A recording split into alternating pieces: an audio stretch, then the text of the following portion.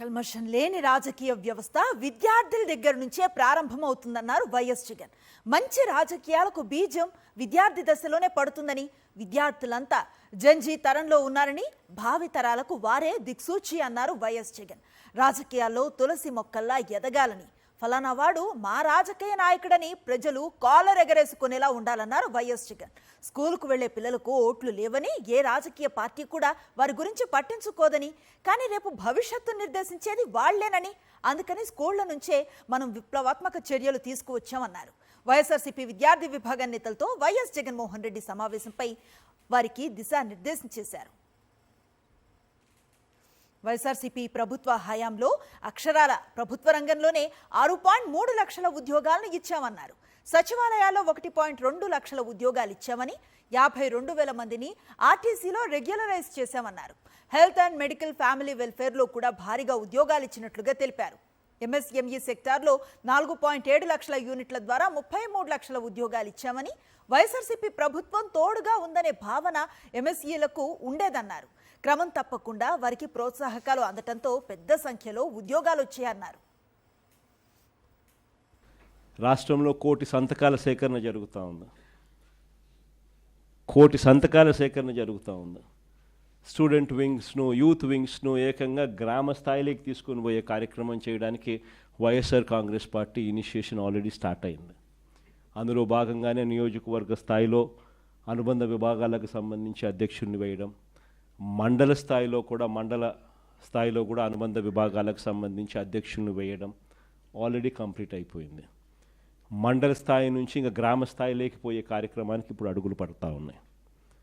గ్రామ స్థాయిలో కూడా స్టూడెంట్ అనుబంధ విభాగం రావాలి, యూత్ అనుబంధ విభాగం రావాలి.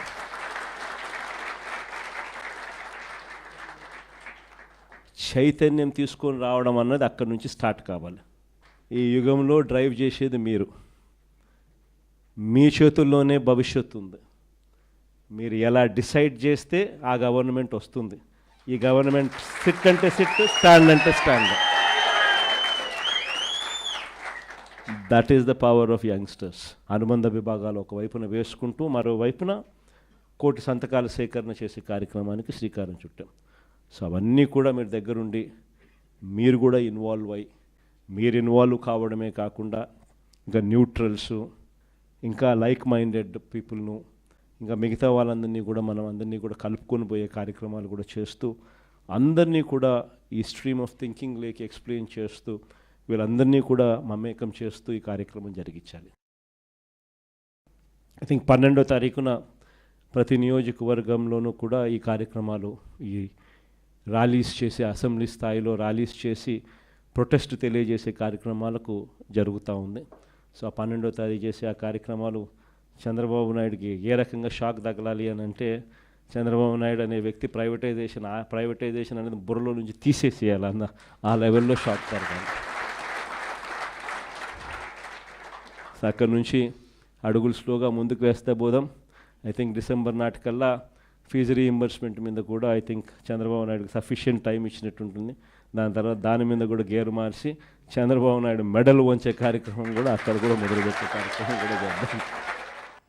సాక్షి టీవీ ప్రసారాలను నిలిపివేయడం చట్టరీత్యా నేరం.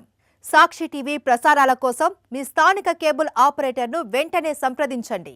DTHలో, ఇంటర్నెట్లో కూడా సాక్షి టీవీ ప్రసారాలను వీక్షించవచ్చు.